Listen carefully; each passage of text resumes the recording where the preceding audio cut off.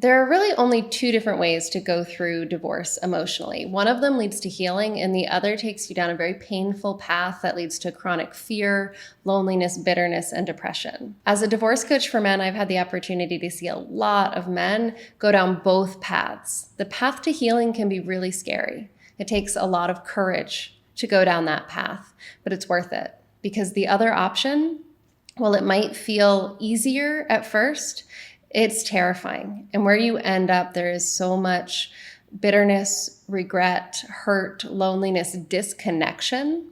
And for far too many men, that path actually ends in suicide. So while the path to healing can be frightening, it brings you back into the world in a way where you feel whole and safe and where you can connect and have really meaningful relationships.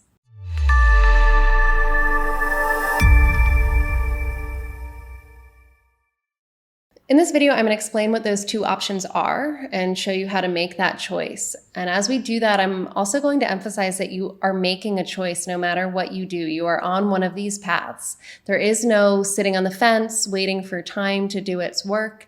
If you are not on the path to healing, you are going down that path that's going to take you to lifelong pain.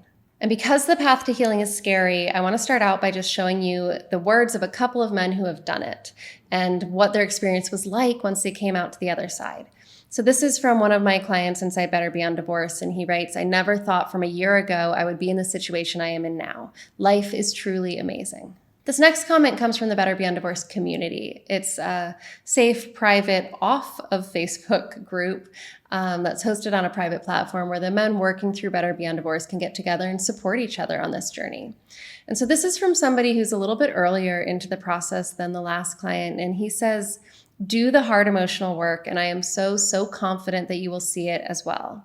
Don't get me wrong, I'm still not close to healing and I still cry out of the blue, including just yesterday. But I also see my slow big ship starting to turn, and you will too in time. Lots of love, brother." What this man is describing, right, he says, "I see hope and light as I type this, and I even feel a little excited on the rare occasion, getting that glimpse of hope in the future." That actually happens a little ways down this path to healing. And so before you even step on that path, you have to trust. It takes a lot of faith when you can't see that hope, to believe that it might be possible to get to a happier place, a healthier place, a place where you feel whole and safe and connected and loved again. And I know that for you, especially if you're at the beginning of this process, if you're recently separated, it might be really hard to believe and feel that sense of hope, and that's okay. I'm a life coach and a master NLP practitioner, and I have had the honor and the privilege of seeing hundreds of men make this journey. And so one of the things that I hope I can do in these videos is plant that seed of hope for you, help you believe that it might be possible for you to get there too, because I have had the great honor of seeing so many men successfully make it to the other side. The men that I've worked with have taught me so much about these two different paths, the path that leads to healing and wholeness and the path that leads to chronic pain and emotional suffering. But it was actually my physical therapist who just put it into words in the perfect metaphor the other day, and that's what I want to share with you today. So in early May, I fell and I have a partial tear in my ACL. And just a couple of weeks ago, my physical therapist said something to me that just captures the experience that I see so many men going through perfectly. She said, when you have an injury, there are two paths that you can take.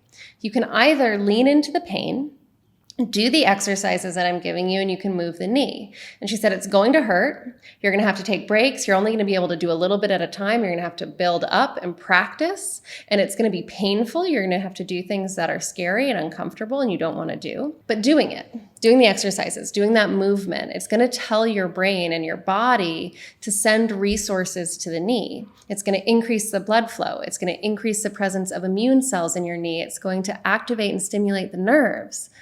And that's going to facilitate the healing of this injury. She said, or you can do what a lot of people do. You can be afraid of the pain and protect the knee, right? And a lot of times that looks like not moving it very much, being very careful with it. And she told me, she said, if you do that, it's not going to heal properly. It can become a chronic problem, right? And not only is the knee not going to heal properly and become a chronic source of pain for me if I avoid the acute pain now, she said, if you do that, you're also going to start to develop other problems. You're going to develop pain in your hips, in your back, problems in your ankles. She said your good leg is going to start to have issues because it's compensating for your protection of the injured leg. And this is exactly what happens with grief and with emotional pain. When you're afraid of the pain, when you try to protect yourself from it and not let yourself feel it or get away from feeling it, you can't heal.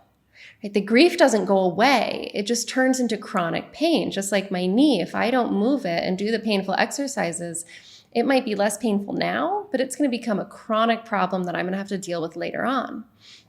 And the ways that people protect themselves from grief, you might see some of this in yourself, right? Think about how you avoid emotional pain. How do you protect yourself from emotional pain?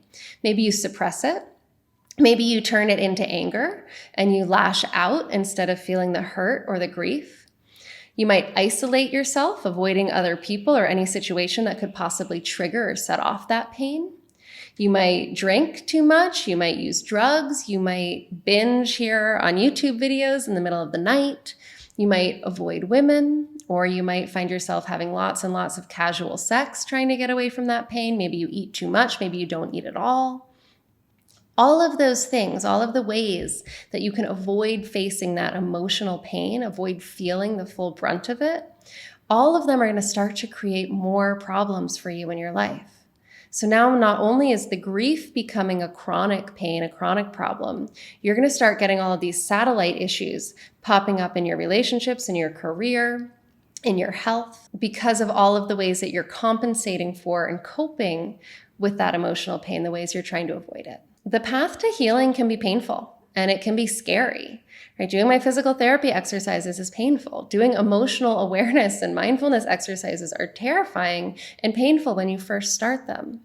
However, it's worth facing that pain because it allows you to completely heal, to come back to life full and whole, able to connect, able to sustain healthy relationships, able to focus and relax and be calm. But if you avoid that acute pain, it takes you down that path to chronic pain with all of those satellite issues.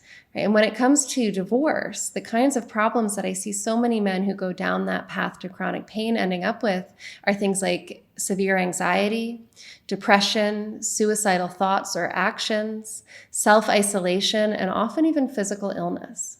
But if you lean into the pain and face it and learn to work with it, healing is possible.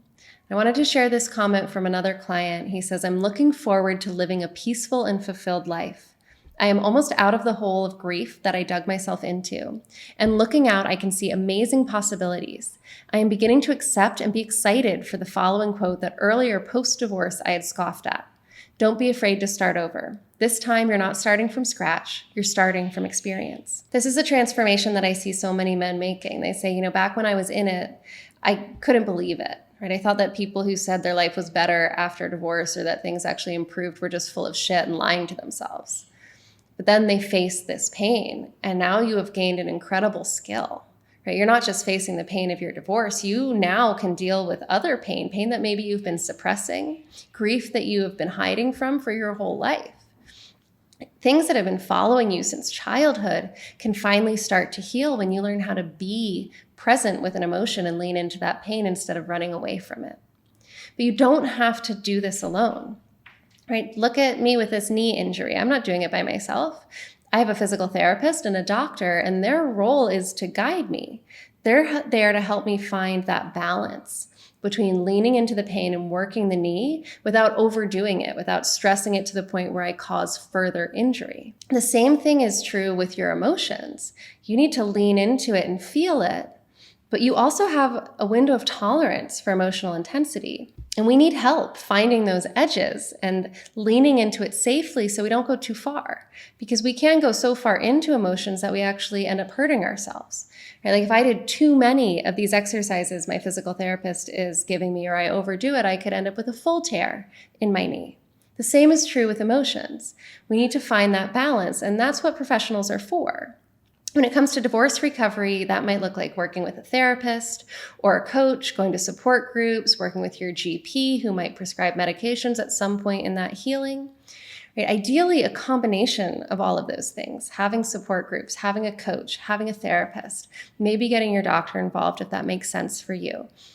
Having a team of people who can support you in finding that balance and doing that healing can make that process so much easier and faster. And a lot of my clients ask me about the difference between therapy and coaching. And so in this metaphor, a therapist would be like my doctor, my knee doctor. And my role as a coach is a lot more that of the physical therapist. It's my role to give you some exercises and guide you in feeling into that pain, finding your edges, and gently expanding them and pushing them so that you can facilitate healing in the fastest way possible without going past that edge into creating more pain or more suffering. If you'd like my support, please watch my free masterclass, How to Take Back Control of Your Life After Divorce. It's going to give you a lot more details about what it actually looks like to lean into emotional pain, like what I'm talking about there, because I'll tell you, it doesn't mean like crying for hours a day. If that's happening to you, if you're getting stuck in emotional pain, that's not moving you forward. That means you've either pushed your edges too far or your nervous system has gotten hijacked by that emotional pain. So if that's happening, please go watch my masterclass. That's going to explain the difference between getting stuck in and really being caught up in a painful emotion and processing it in a way that's effective and going to lead to healing. And at the end of the masterclass, you'll also get access to a big discount on coaching if that's something that you're interested in. So come with me over to the masterclass. I'll see you guys there. Thanks for watching.